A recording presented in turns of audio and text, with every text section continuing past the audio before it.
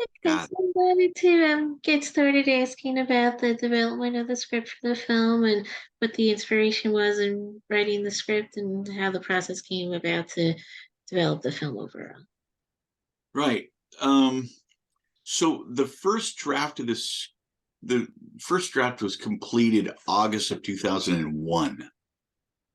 So it's been a long time. Mhm.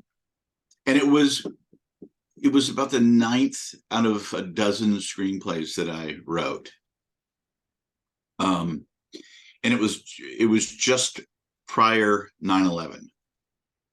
And it was an interesting time because what I saw at that moment in time in America specifically, well, kind of in the world, was this unification.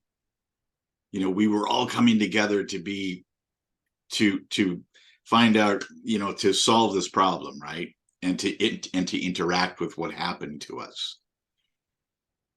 And um, I wrote a script that was kind of it was based on how we could, in a fun way, illuminate our differences and figure out how to interact with them in a different way than we have in history. Right? Let's find our commonalities. Let's find our common differences.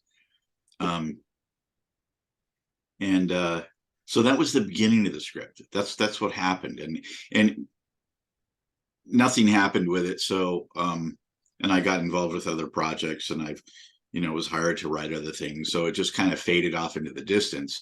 And then we got into this whole war footing um, after 9/11. And what's interesting is I recently, when we decided to do it, the theme of the script and the soul of the script had completely changed.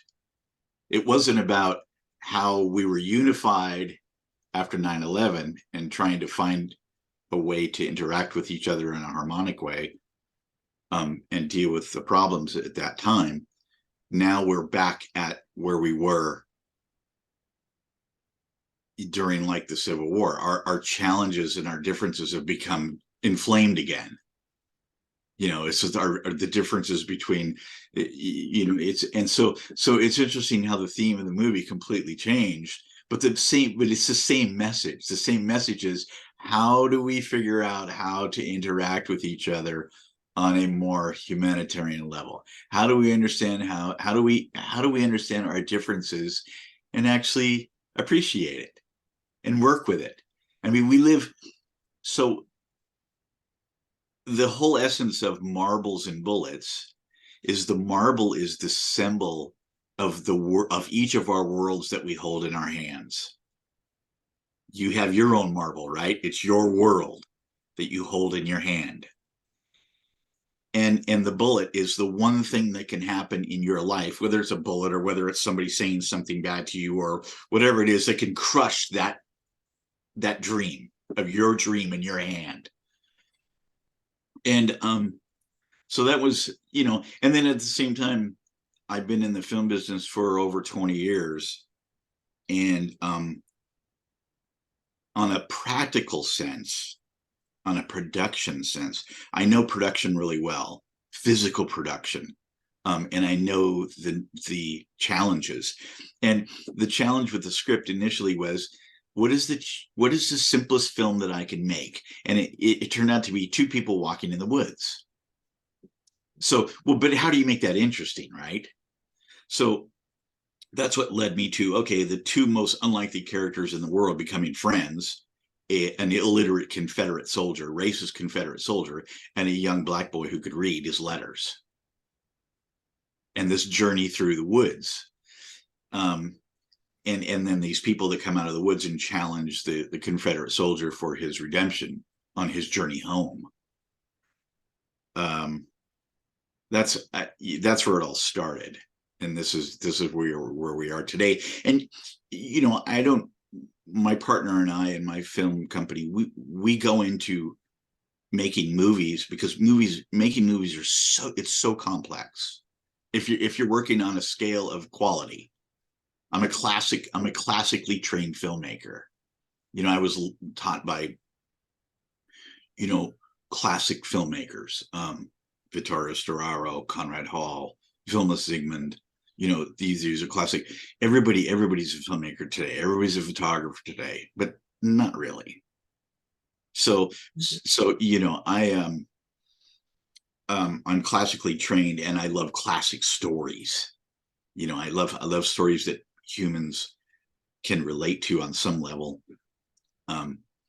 But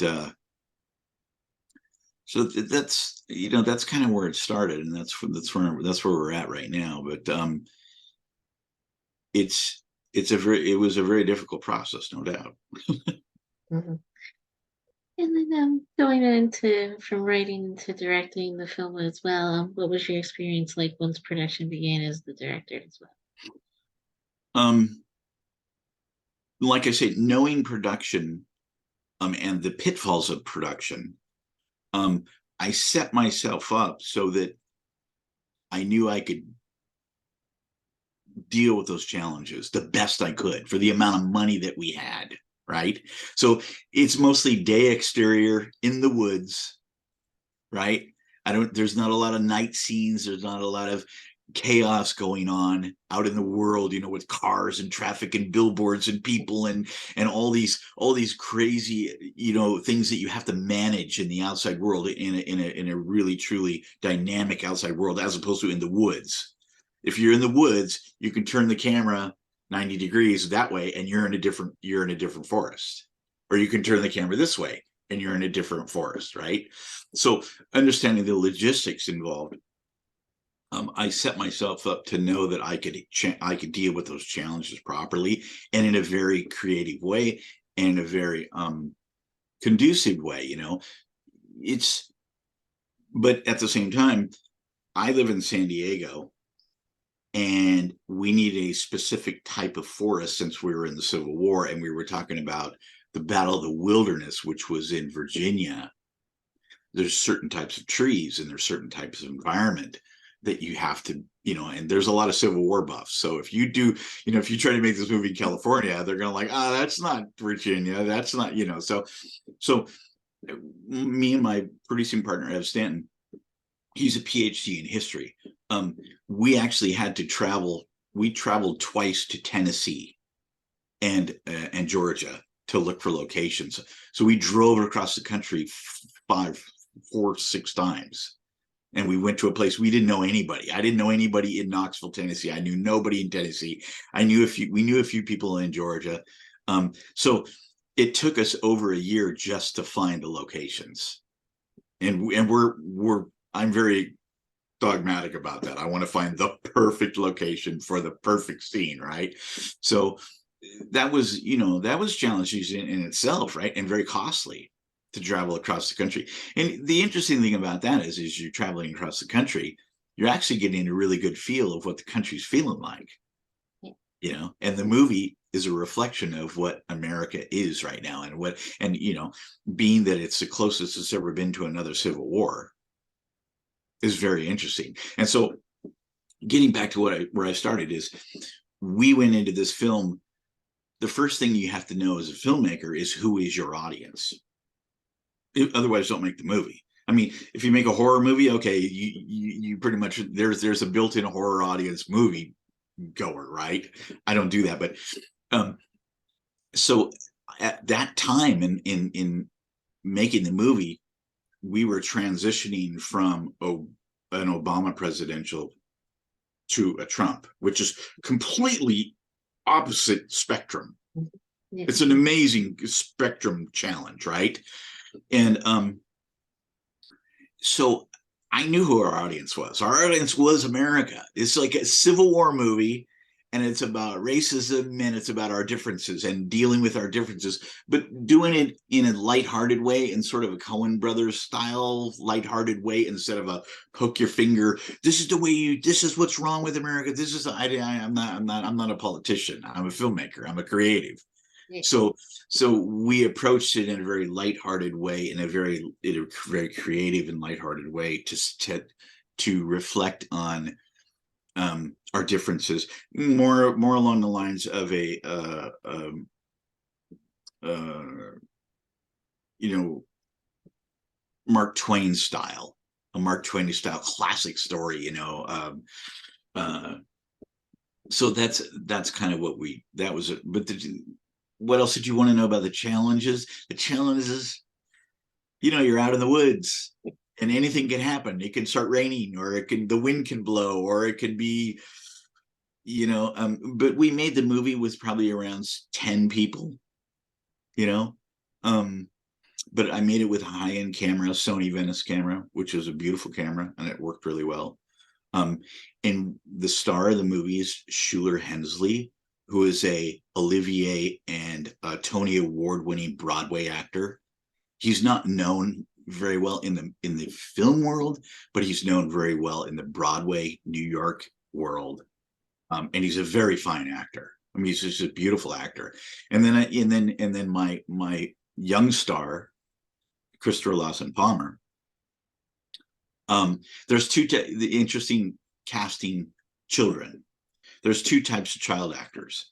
There's the child actor that's been in 100 plays and he studied acting and he's really, you know, and they're very aggressive and they're like woo, and they're, you know, they're over the top with everything. And then there's the kid that has never done anything, and you just base it on their character and who they are, and does that character fit the character in the movie. And anyway, I chose to do that, and Christopher did a great job.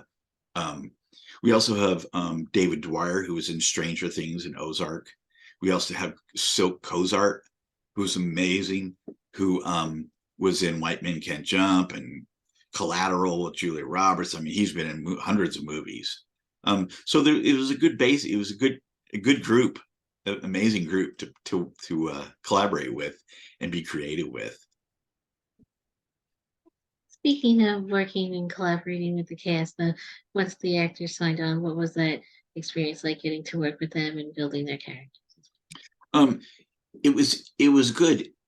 The problem with independent film, low budget independent film, is you don't really have a lot of time to interact in pre-production. You know, you have a little bit of time, but not much. So the way that I approach things like that is that I know the material so well, instinctually I know it, right? And when you're in the moment of actually shooting a scene, you really have to rely on your instincts and let all of everything that you know go away, right? Because working with actors and working with a crew, and if it's small and it's budget tight, you really have to rely on each other's instincts, and you have to rely on each other's creativity. So I tend to do that. You can map out all the scenes and you can storyboard and you can do all that stuff and really get tight and very, very, mechanical about it. And I do that. I'll do all that free, but then I let it go. I let that go, because what happens is on set in real time, there's all these other things that are happening. What is the personality of the actor? What is their state of mind? What is the crew's state of mind? Are they happy today? Are they bad? Are they upset today? Is it raining? Is it windy? What challenges do you have to interact with to get the best performance in that scene? And you kind of, like I say, you kind of have to let all the mechanics go away and let it be organic and let it happen on its own. And hopefully the actors that you're working with are strong enough and instinctual enough to be able to interact with that moment in time when you turn on the camera in that place, in that scene, and interact appropriately and make it work. And sometimes it doesn't, sometimes it doesn't, and sometimes you have to move the camera 3 feet that way, or 10 feet that way, or 3 feet that way, or and you figure out your strengths and your challenges very quickly. But overall, the experience was nice, and it was creative, and you ultimately, as a filmmaker, you want to have fun, right? You don't want to trudge through it. You want to have a good time, and you want to really interact with um, the crew and the talent in a very positive way, and come up with the best scene that you can each day.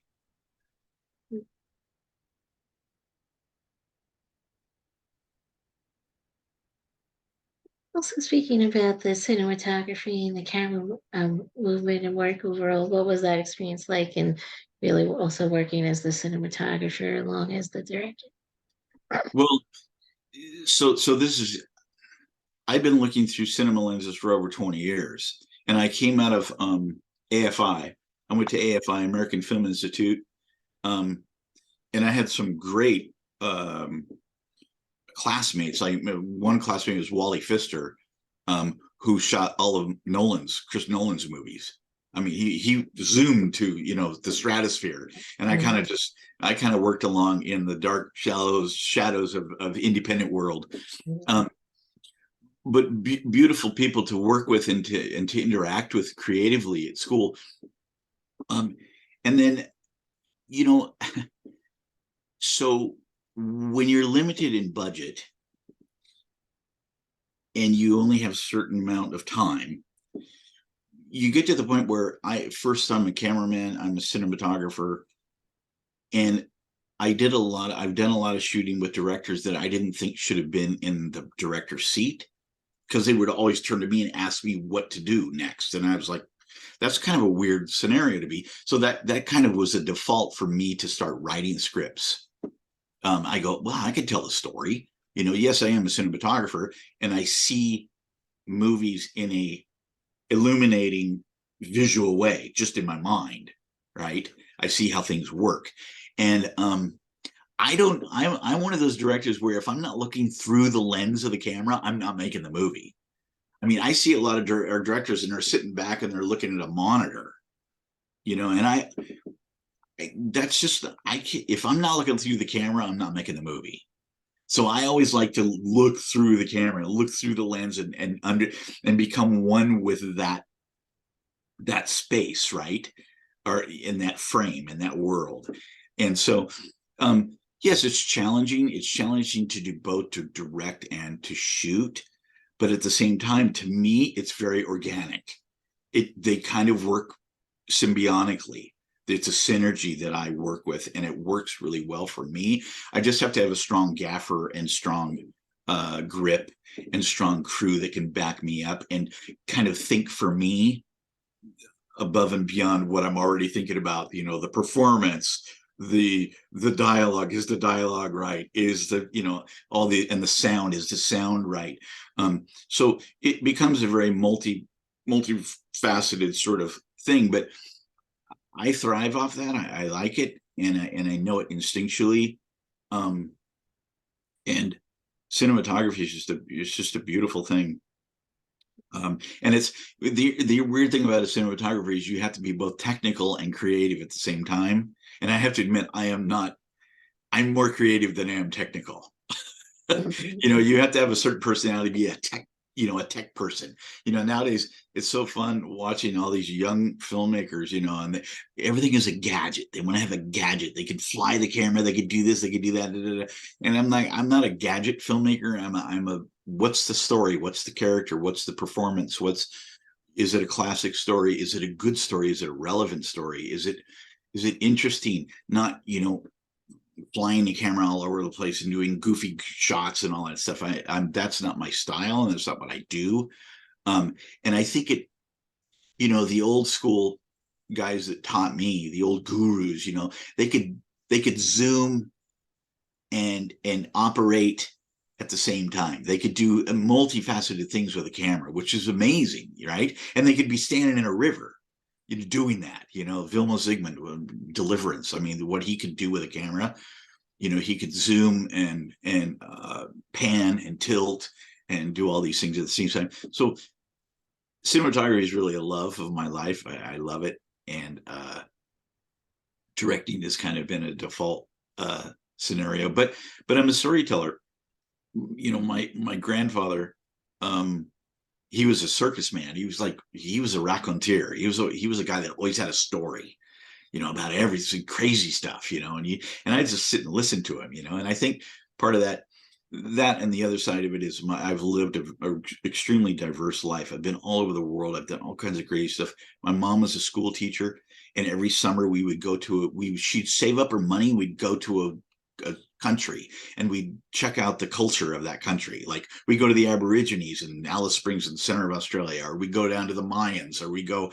And she was always very engaged in, you have to experience the whole life, not just your little life, but try to experience as many cultures and lifestyles and countries and languages, and really celebrate our humanity and who we are on this little tiny speck of sand out in the middle of a huge universe, right?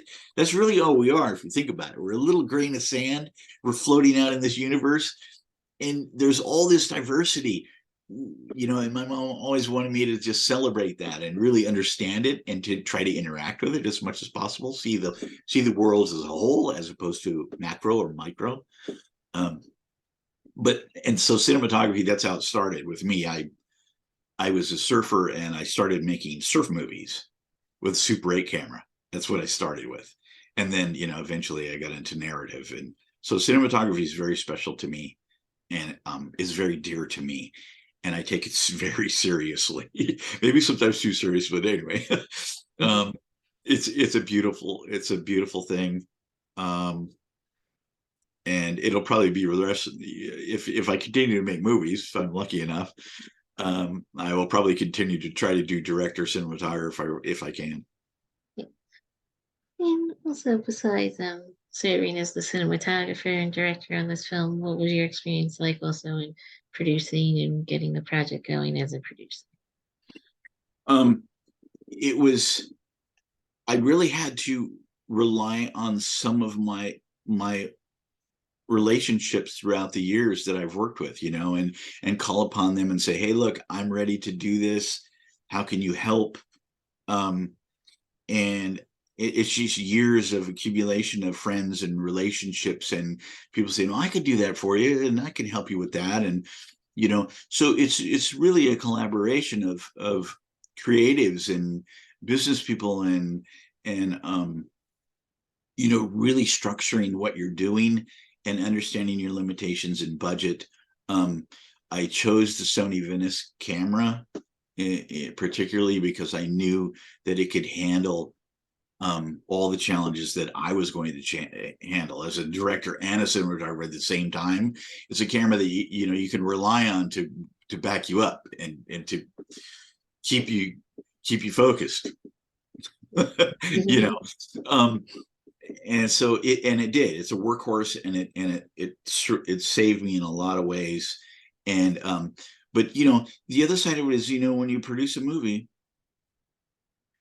you really have to have people that you trust and love with you on your side, because so many things can go wrong. And if you don't have somebody that you trust and love and that's with you and in this quagmire struggle, creative, insanity that happens we shot for 31 days. You're nowhere. You have to have somebody who you really trust and love and that will watch your back financially, logistically, and to try to, be your second brain. Having producing partners is everything to me. And mine, as Stanton, he'd never produced a movie before, but he has a PhD in history and he's very talented. He's a musician. He's an artist. He's a painter.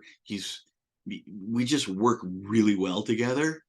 And he's highly intelligent, and we understand each other on a synergistic level. I don't have to talk to him and he doesn't have to talk to me. We kind of just know what we need to do together to make something happen.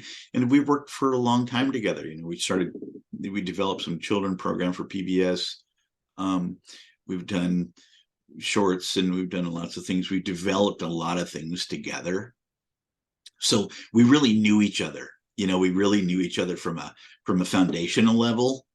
from a core level, from a soulful level. We really knew each other. And I would suggest, anybody that wants to make a movie, any kind of, as good a movie as you can, you need that part of it. You need that person that's part of you symbiotically, that can really help you make something happen on the best level that you can, on the highest quality level you can. And that's what we're all about, is we're trying to thread this needle of producing high quality movies that look like they're studio produced, but for a responsible budget. And we're finding out that we're kind of an anomaly. Our new film group is the company that we founded. We're kind of an anomaly, in that there's a lot of product out there, but most of it is not very good. It's really kind of bad. And so, but the problem is producing, ultimately it comes down to however much money you spend, you at least want to try to recoup your money back.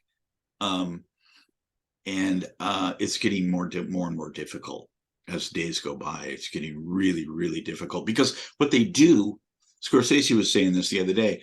He was saying, they lump independent film into one box, and it's not like that. It's like, it's the difference between, a purse or a dress that you buy at Target and a dress that you buy at Nordstrom's. They're different price, and they're for a different clientele. But movies and entertainment are not like that. They're all lumped into the same box, and you spend the same amount of money to watch, a Steven Spielberg film versus a film that no one's ever heard of. And so producing, you really have to start understanding the dynamic at play right now in the business world of producing movies. And it needs to change. Things need to change. Otherwise, we're all in trouble. And it's going to just be a corporate quagmire, of control. So that was one of our main focuses on how do we make a movie producing, how do we produce a movie that looks like a studio did it, for a fraction of the cost. That's a challenge. And if you think about here's an interesting thing about period piece independent movies. It's very rare to see a period piece independent movie. It's all contemporary social problem movies. My mother's a drug addict. I'm having problems in school. It's all this kind of social dynamic stuff that's going on. It's kind of an extension of our social world, our Instagram world. Movies are an extension now of those worlds, and making an independent period piece movie of like a Civil War movie, that's extremely rare. It's extremely rare, just because of the complexity, the costumes, the period, all of the things involved. But if you only have two people walking through the woods and they meet people along the way, that's a clever way of doing a period piece movie that you can afford to do. And it's an anomaly. Here's another thing and I didn't intend to do this when I wrote the script. But I'm also a film historian, and I've studied cinema for most of my career. And I ask all my friends that are also film and cinema crazy people, that know everything about everything. Show me or tell me about one other film where the two leads, one is a white male adult and the other is a black child. That I can't answer that question. I've never seen that. I've never seen that in cinema history. Yeah. So it's kind of interesting. And like I say, I didn't do it intentionally when I was writing the script. But as I watched the movie through post-production, oh my gosh, I realized I can't even think of another movie where It's a white adult male and a black child as friends guiding the story all the way from point A to point Z. So as a producer, that was kind of exciting to actually realize something that we did that we didn't intend to do. And also speaking about the editing and post production, what was that experience like? Of really putting the final version of the film together. Well, editing. So we finished in December of 2018. We finished shooting, end of production. And then I had to come home, obviously drive all the way across the United States from Tennessee back to San Diego. And I had to, begin logging and putting together all of the digital files that we shot. And then finding the proper editor. We found one editor, but we moved on to a different editor, and we had a hard time finding an editor. And it took us a year to just do a rough cut. And then the pandemic hit, and everything stopped. Everything. I mean, it just.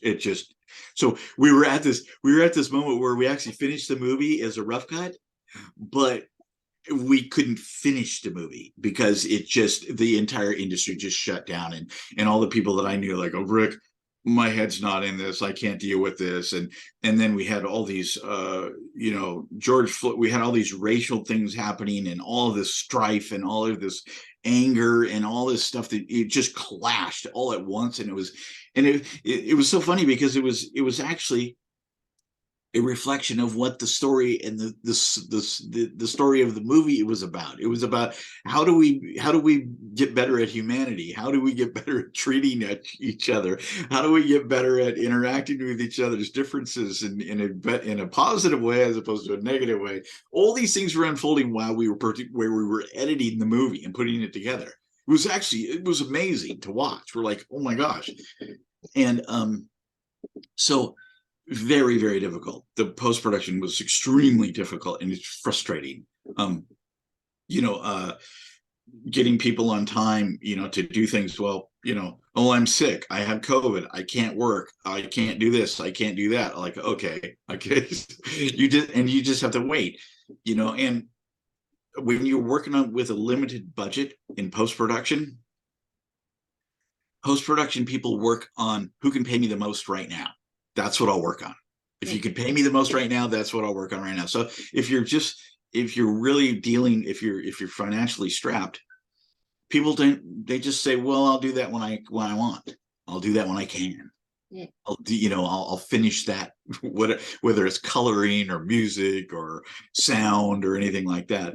It ends up you kind of just have to be very patient. And just work through it one step at a time. And it's a truly daunting.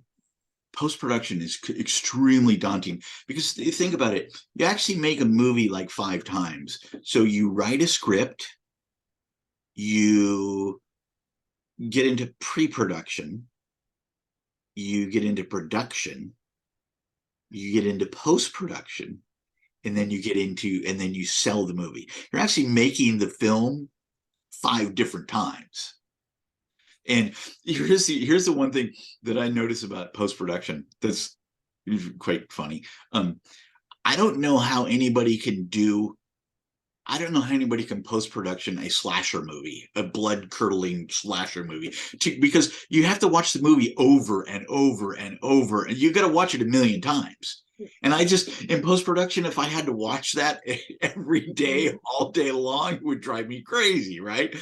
So I was lucky enough, by default, this movie, I could watch it over and over and over because it had a good message, and it was positive, and it was dealing with negative issues in a positive way. And every time I watched it, I felt good. I said, at the end of the day, I felt, okay, I feel good.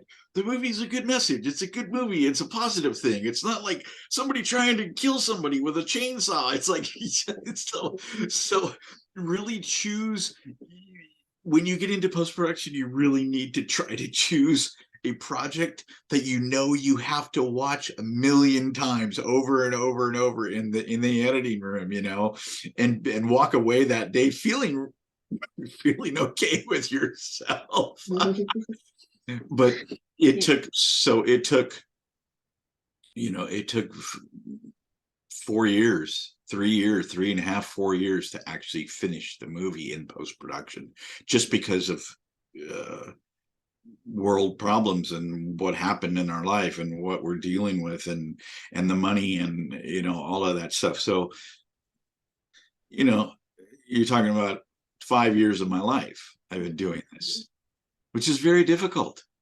It's very hard on you to stay positive about it, to stay, you know and let me tell you, going back to your cinematography, I have to say this: being awarded the best cinematography for a feature film at the 39th Boston Film Festival is an amazing award.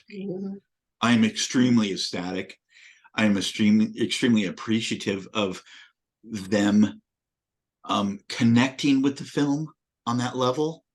I'm extremely grateful to the Boston Film Festival, the 39th Boston Film Festival, and we've for best cinematography. It's, to me, it means a tremendous amount to me. You know what I mean?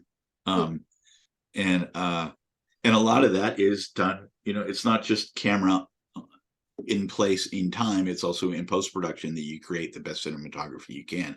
They're symbiotic. Post production in cinematography and post-production in cinematography is really what makes it. I mean, you can ask any great cinematographer, really the end result of your cinematography is in post-production.